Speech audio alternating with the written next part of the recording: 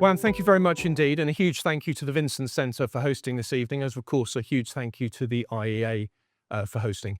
Thank you all for being here. What a packed event. I didn't expect this, and it's a real privilege for me to be presenting this material to you.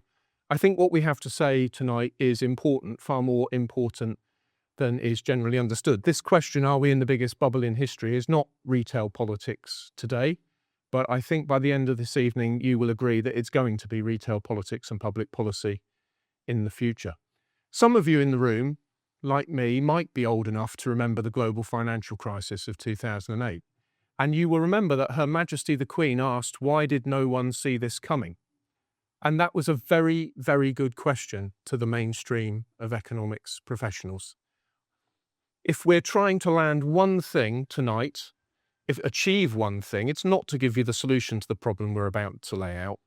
It is to say we must have a paradigm shift in economic thought, because we are going to say to you that this is the biggest bubble in history. It is going to burst. And when it bursts, it is absolutely vital to our social system that the best economic brains correctly diagnose what has happened and come up with solutions which are appropriate. My job is to introduce to you the broad strategic context of where we are, and then Max will prove to you that this is the biggest bubble in history. So to start, this is a price index produced by the House of Commons Library and the Office for National Statistics around 2010. It is, of course, slightly out of date now, but the point is to show you the trajectory. If you look at that left-hand linear scale, a price index back to 1750 coming through to 2000, what you see is a flat line as money holds its value through the Industrial Revolution, a little inflation to get through the two world wars, and then something happens halfway between 1950 and 2000, and suddenly the value of money collapses. It wasn't that I was born in 1971. It was that Nixon closed the gold window, and under the Bretton Woods system, it was no longer possible to redeem the dollar in gold. And severing that last link between currency and a physical commodity of limited supply is the cause of that collapse in the value of money. Now, people fear depreciation in the current environment terribly. Now, I can see why. If depreciation follows from collapse in the money supply, there's a discussion to be had.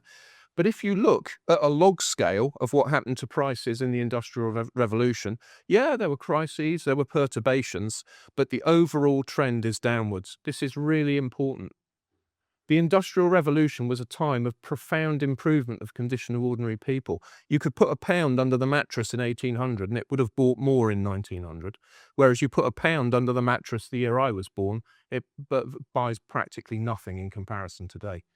So please hold this chart in your mind, because that pre-1971 monetary environment is categorically different to the environment after 71. What changed? This is the growth of the state. This is from the Taxpayers Alliance and David B. Smith. Before the First World War, this big spike this is government spending coming up. This is the private sector share of GDP coming down. So there's this big spike for the First World War, even bigger spike for the Second World War. Prior to the First World War, the dominant political economy was classical liberalism. The state was small. After the Second World War, it hasn't really mattered who's been in power. The state, including during the Thatcher years, there was some reduction, but the state has stayed up at this enormous level. A classical liberal era followed by a social democratic era. Does that make sense? 1971 is about there. So about this point here, the capacity of the monetary system to survive in the social democratic era came to an end. Let's just talk this through. Because this COVID experience, to me, is the absolute peak of what has been going on.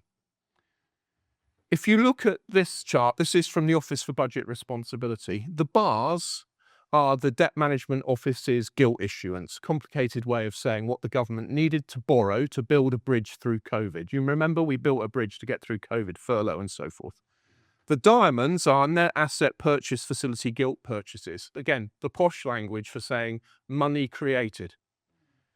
What happened during COVID is not that the government borrowed real resources from savers in order to redistribute them to pay for its policies. What happened is that the government borrowed money indirectly from the Bank of England creating it. The bond market knew And I had this conversation with the governor at the time. The bond market knew it could expect the Bank of England to buy those bonds. They might be long-dated bonds, but the participants in the market take a short-term view. It's really important to know that we basically, colloquially, printed our way through COVID, so we shouldn't be surprised that we had a massive inflation afterwards. This is the heart of the issue. In an essay titled Gold and Economic Freedom, Alan Greenspan, later to become the chairman of the Federal Reserve, Ron Paul asked him if he'd repudiated this argument. He never did. He wrote in Gold and Economic Freedom basically that the welfare state cannot survive other than by debasing the currency, because it isn't possible to tax people enough to meet the promises you've made. And so it is proving. This is the money supply. This is M4. If we publish the charts, you can get the exact series here. It would be tempting to look at this chart, which goes from 1997 here. The red is the period of Labour government to 2010, and then the blue is Conservative with the dark for the COVID years. So 97 to 2010. It'd be tempting to just look at the overall trend. Don't do that. It's really important that between 97 and 2010, the money supply tripled. The amount of money in the UK tripled from 700 billion to about 2.2 trillion. People say that money is neutral. I want you to imagine a UK-shaped fish tank with an inch of water in it. And you get a big jug of water and you pour water until it's 3 inches. Now, if money was neutral, it'd be like water flowing evenly everywhere all at once. But imagine it's actually black treacle. And if you create money by lending it into existence, which is how it's done, all QE, and it's black treacle, and you've got an inch of black treacle, and then you pour the volume necessary to get to 3 inches, you pour that volume over London, the city of London, you're going to get a big pile of black treacle over the city of London, because it takes time to spread out and pass hand to hand. Does that make sense? Money is not neutral. So that tripling will have effects which we'll come to in the next slide. In a sense, this talk is one of discontinuities, because this monetary environment, in the years of the first parliament where I was an MP, this is a categorically different monetary environment here. You can't just average this away in a trend line. A tripling, then a stagnation.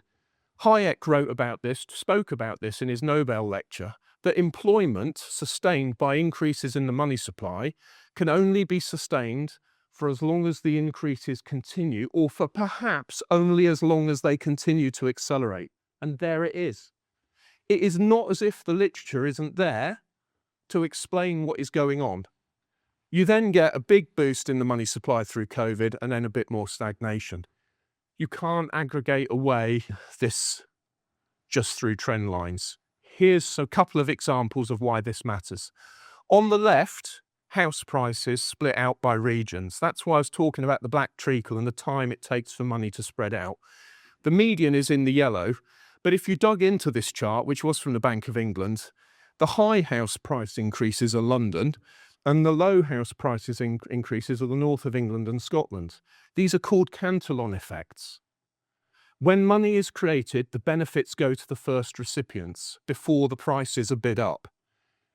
If money is created by banks lending it into existence in the financial system, don't be surprised that house prices soar in London first and Scotland and the north last. I'm going through this fairly fast because I want to create the context for Max, but there's a paper I've written, there's 15,000 words going through this in the supporting literature, which I hope you'll read when it's published. This one is taken from the government's own budget red book. Everybody puzzles about the productivity difficulties we've had since the global financial crisis, but there it is, 2008, trend productivity, again, another discontinuity. But you'll remember what I showed you with the money supply. The global financial crisis hits, and then we've got a categorically different monetary environment. I'm not going to try to explain what's going on here. I mean to just provoke you to consider, might it be that this massive stagnation in productivity gains is related to the global financial crisis, that there's some kind of cause and effect between apparent, and I do say apparent, productivity gains in the maths, during that tripling of the money supply, and what happens subsequently. This is hitting real people.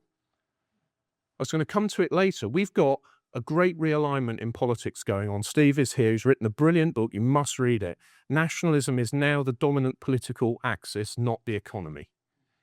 And yet, as Steve said when he was up here, it could well be that economic factors have caused that nationalist realignment. This is serious, as I'll come back to in the conclusion. House prices. When I first got into politics, you could talk to young people about freedom in the abstract, and it would land. But now you can't talk to young people until you've talked about housing. I think young people would probably vote for tyranny if they got a house. Right, but look at house prices. This is from pricedingold.com. The green line, and this is a log scale, so of course that line's shooting away off through the ceiling. The green line is in pounds. The blue line is houses in the UK priced in gold. Yes, lots of volatility, but house prices today in gold are about the same as they were in 1955. This should be an emperor's new clothes moment. What is going on that so few people can see? That so much damage is being done to real people's lives by our monetary environment. And the reason for that monetary environment is to meet deficit spending of the welfare state as Greenspan set out. Where does all this go? The chart on the left is from the Office for Budget Responsibility. The green line is total government spending. There's a short-run forecast shaded, and then it's the long run. Taxation revenues is yellow. So the OBR forecasts that revenues will be stagnant while spending soars away. Why age-related spending? Here, this is a chart from 2010, but it's to illustrate that whether you look at Austria, France, Germany, Greece, Ireland, Italy, Japan, the Netherlands, Portugal, Spain, the United Kingdom, or the United States, this is debt to GDP. They've all got the same problem, crystallizing today that we cannot afford the pledges of the welfare state. For 50 years, chronic deficit spending has ultimately been covered by debasing the currency. Alan Greenspan said it. This is not really Steve Baker saying it. It's Alan Greenspan that pointed it out, and that is what is going on. We've ended up debasing the currency in the biggest bubble in history in order to sustain our social system. Max is now going to prove to you that it is in fact the biggest bubble in history. Thank you, Steve.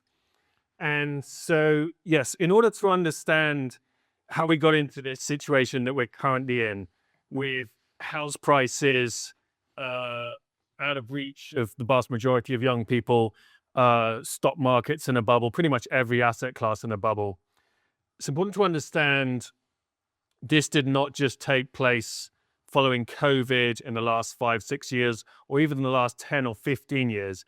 In fact, this bubble has been building up for about the last 40 years or so now.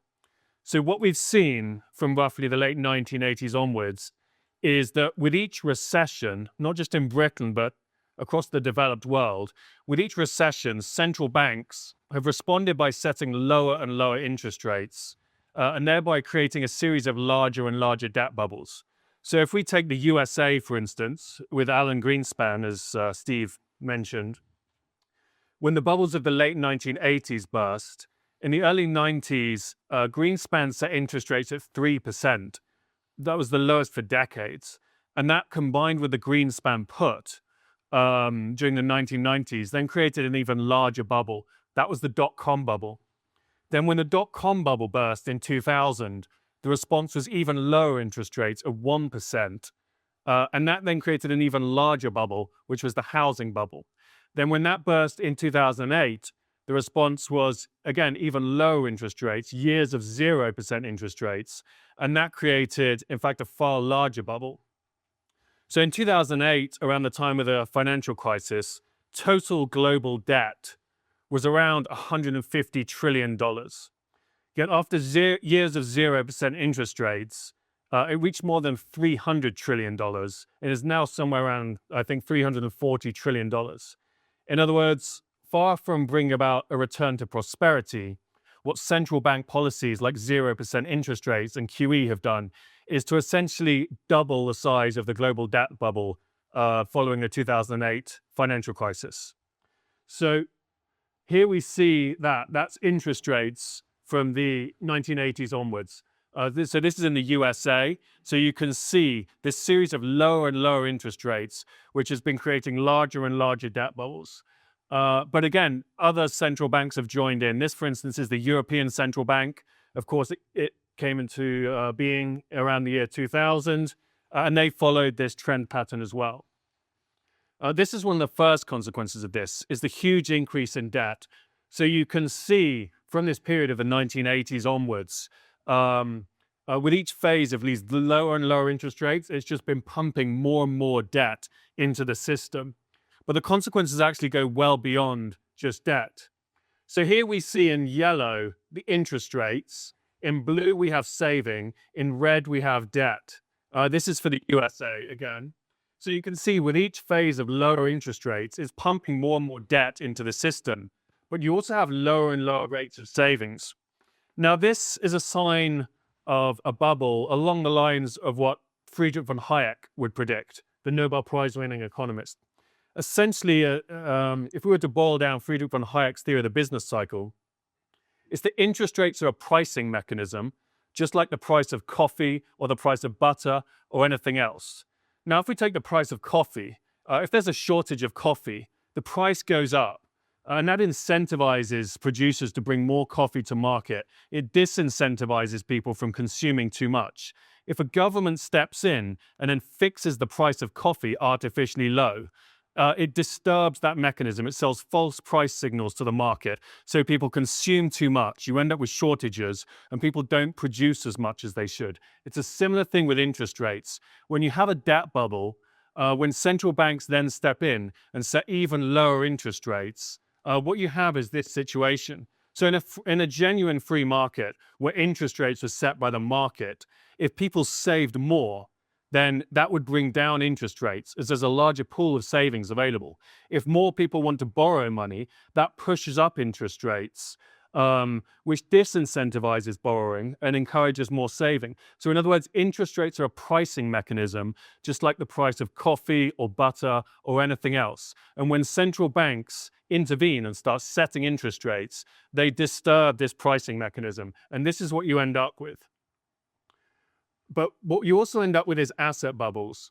So this, Steve touched on housing. This is the total amount of assets in the economy relative to GDP. Housing, stocks, crypto, classic cars, really everything rolled into one.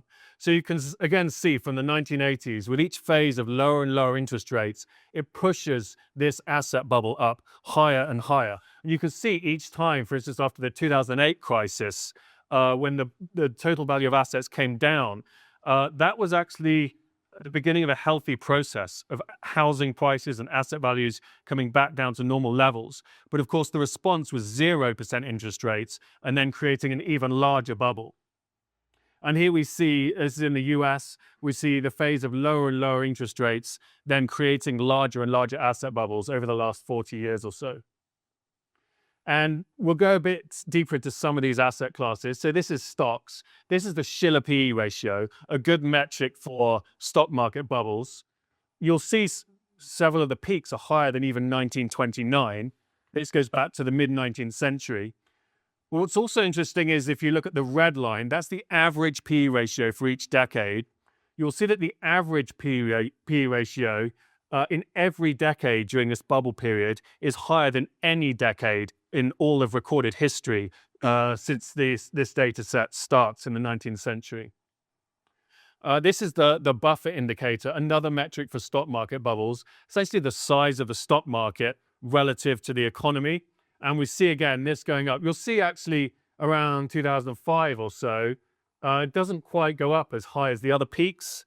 Yet there was, of course, a huge credit bubble during that period. That's because a lot of the credit went into housing, of course, which then burst in 2008. But then when we moved to 0% interest rates, it sets it off again. This is Tobin's Q, another metric for stock market bubbles. Again, you can see the red line. The average for every decade during this bubble period is higher than any decade since records began. These metrics are stock market bubbles, though. What this is being driven by, as you probably guessed, is to a large extent debt. And so here what we see is margin debt. So that's people essentially borrowing money to invest in the stock market. And you can see with each phase of lower interest rates is pumping more and more debt into the stock market to inflate these larger and larger bubbles. And this is margin debt relative to market cap. So so you saw the Buffett indicator, for instance. You saw how large market cap is relative to GDP. And this is how much of that is being fueled by credit. So you can see with each phase of the growth of the bubble, requires more and more debt to inflate the bubble even larger. And what we did for this book is we created an indicator for stock market bubbles, what you might call a Hayekian indicator. So this is a composite index of the Buffett indicator and margin debt to market cap. So what is that? Okay, briefly, that is how big is the stock market relative to the economy and how much of the stock market is being inflated with debt. So that's a composite indicator which gives you an idea of the level of debt-fueled stock market bubble that we're in. And in the red line, you see interest rates. So you see as interest rates fall and fall, you see we're in more and more of this debt-fueled stock market bubble. This is house prices, which is, of course, following the same pattern. House prices in the blue line is average earnings. This is in the UK. So we see with each phase of lower interest rates, it's pumping house prices higher and higher relative to average incomes. So similar to what we saw for stock markets. This, of course, has significant social consequences if young people can't afford to buy housing.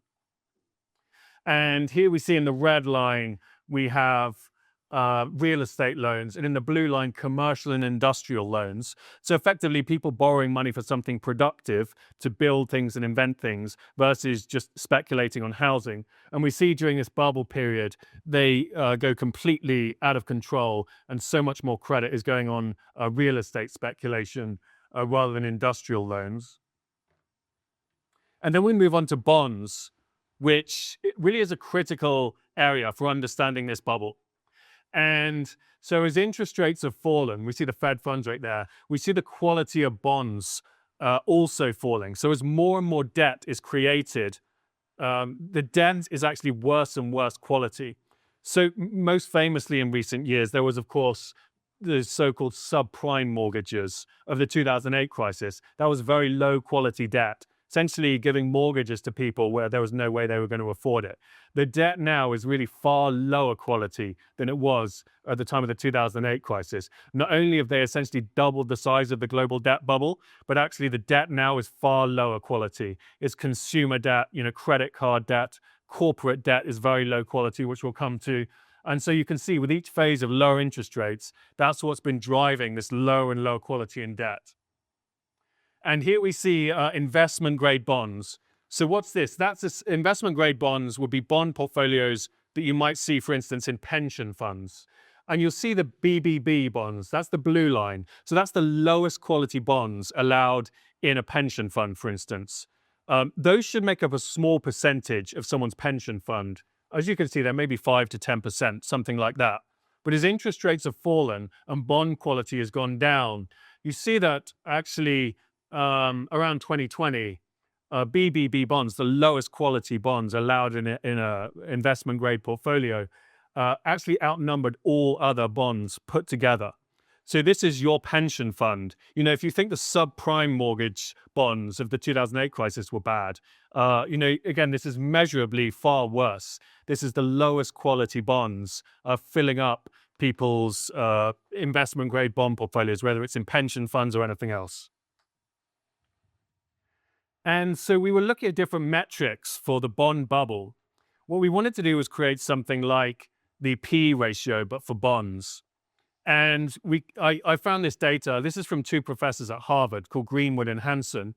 And the blue line is non-investment grade bonds as a share of the total bond market. And the red line is the default rate of bonds. So you can see you have all these low quality bonds coming into the market. Then the default rate spikes. And then you go back to this same cycle. They flow like this. So what we did is I took this data and again, we wanted to create something like the P ratio for bonds. So what the bond risk ratio is, it's essentially high quality bonds divided by low quality bonds. And this is from 60,700 bond issuances across 105 different countries. So this is a metric of the global bond bubble. And you can see, again, just by taking high quality bonds and dividing it by the amount of low quality bonds in the market, you can see it being pumped up over time.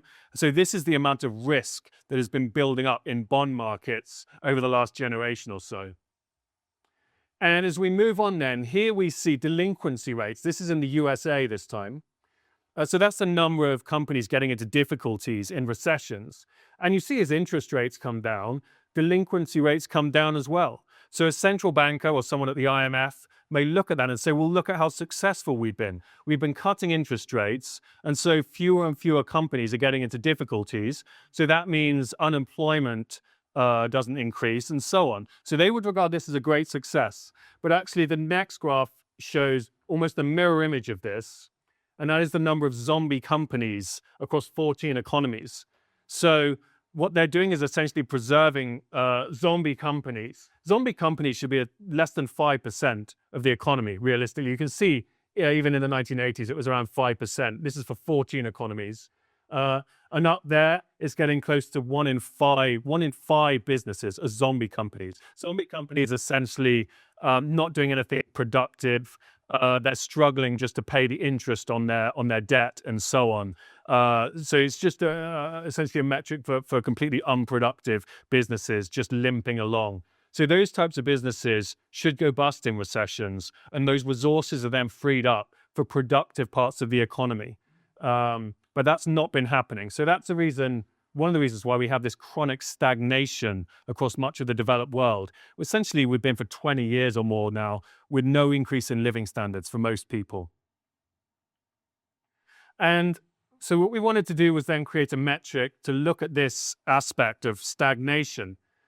So I created the Economic Performance Index, which takes asset turnover ratio, return on assets, and return on equity, and puts them together into a composite index. And you can see this falling over time. Now, the reason I wanted to do it like this is to look at the marginal productivity of debt. So with all of this debt coming into the economy, some people might say, well, surely this debt is being used productively. Companies are investing, they're creating jobs. But what we see here is actually productivity going down over time. Now, one of the ways people have looked at the marginal productivity of debt is using GDP. So you look at how much debt has increased in any particular year, and then you look at how much GDP increases in that year or the following 1 or 2 years. The problem with that is that a lot of these companies, especially, first of all, you have companies borrowing money and then just buying Ferraris for the directors. Of course, that increases GDP. But also, conversely, you have consumers just going out and spending money on their credit card, and that also increases GDP. But that's all debt that needs to be paid back. So that's why we use this metric rather than just looking at the marginal productivity of debt in terms of GDP. And this is those same businesses, tens of thousands of businesses, the Economic Performance Index relative to the amount of debt on the balance sheets of those companies. So you can see as debt goes up, productivity goes down. So this debt is not being used productively by these businesses. So in other words, we're in a massive corporate debt bubble, as well as government debt and consumer debt and everything else.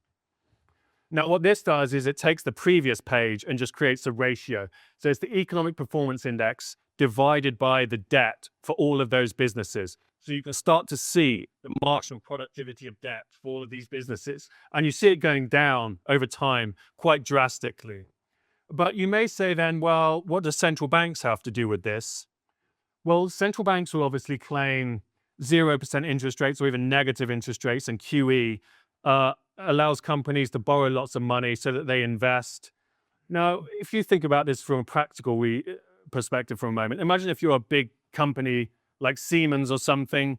In the Eurozone, they actually had negative interest rates. Here we had 0% interest rates. So imagine you're a big company like Siemens, and you can issue hundreds of millions of euros of bonds at negative interest rates, which are then just sold directly to the European Central Bank. So you have all of this hundreds of millions of euros of cash on your balance sheet. Do you think that's going to incentivize you to actually innovate? Of course not. So central bankers, when they go on the news and they say, "Oh yes, all of this debt is so that companies can invest and create jobs," actually it does the opposite. It creates more stagnation, and that's what we see here. So this is that previous graph, but in the red we see the European Central Bank balance sheet, which bought many trillions of euros of corporate bonds during this time. So you can see as the European Central Bank intervenes more in the market and buys more and more bonds from corporations, it just makes the stagnation and malinvestment even more entrenched. It gets worse and worse with each phase of bond buying over time. And obviously, central bankers will still talk this way. They'll still talk about how, oh, we saved the economy by buying all of these bonds with QE and so on. Again, Steve, you'll notice some of these are huge data sets, which we've got from the OECD and elsewhere. Quite a lot of them end around 2020. So I thought it's useful to also address the post-COVID era specifically. And what we've seen is something even more drastic. So that is the Federal Reserve in the US, the Federal Reserve balance sheet. And so huge amounts of money was printed during COVID. And then this is that total assets relative to GDP that we saw earlier. And again, we see it's even higher now. So it's getting almost impossible for young people to buy houses. Stock markets are at the highest valuations in history by pretty much all the metrics that we looked at. So just about everything is now part of this asset bubble as a result of all of this money creation. And it's also worth noting, people often say that the consequence of all of this money creation during COVID was inflation. Of course there was inflation. Of course we're all paying more for things in the shops. But actually this kind of stuff is actually more damaging than inflation. We've seen when all of this money is created, if it flows into bond markets, it causes actually those distortions will be far worse for the economy than if they just printed some money and the prices went up in the shops. Annoying though that is, when prices go up in the shops, these other effects that we've looked at today are actually far worse than just regular consumer price inflation. And so, Steve, I think you'd like to say something to conclude. Well, Max, yeah, thanks very much. I believe that Max and I have shown you using data, using evidence, and using reason that we are in the biggest bubble in history. That the reason that I've said at the beginning that this is important is this. We know what bubbles do. They burst. If it's the biggest bubble in history, you would expect, if the distortions sown by it have been worse than they were at the time of the global financial crisis, you would expect the aftermath to be even worse than it was during the global financial crisis. I think it's really important to take a moment and think about the context. We already have a great realignment in politics towards nationalism. Nationalism tends to beget economic interventionism, both at home and overseas. When economic interventionism takes place overseas, it tends to result in great power competition. What do you see in the world today? The President of the United States and his tariff policies, great power contests between China and Russia and the USA. A tendency to blame migrant populations. I don't think I need to draw you much more of a picture of where this could go. The thing that worries me most about this situation, the thing which has worried me most since I first got into politics, is that economists don't see things this way. Let no one say when this bubble bursts, no one saw it coming. What we need to do before it bursts is persuade economists to start thinking differently about knowledge, epistemology, to think differently about method, how they apply mathematics. Time. Production takes time. We must have a paradigm shift in economic thought if we're to cope with this. So, Hayekian Bayesian analysis does allow us to understand the situation. It's a 40-year inflation, but it will probably burst very suddenly. It is unprecedented in its scope and in its size. And it is vitally important that all of us play our part in making the change. And that's actually why I'm encouraged and why I give you reason for hope. 3 reasons. 1, gold is being remonetized. I personally use Glint. I'm an investor in Glint. There are other applications like Tally, but anyone can now own and save and spend real physical gold. Second, Bitcoin. And if you go to satsversusfiat.com, you'll find a brilliant video which spells out for anyone the consequences of this chronically inflationary monetary system. And the third reason that I'm hopeful, actually, honestly, it's all of you sitting here still paying attention after all this time. To see this room packed, for me personally, is very moving and one of the most important things that's happened in all of my time in public life. And you'll know some of the things that I've done. It's important because we're in such a mess, a bigger mess than anyone realizes. I said at the beginning that this is not retail politics and public policy and news, but it will be.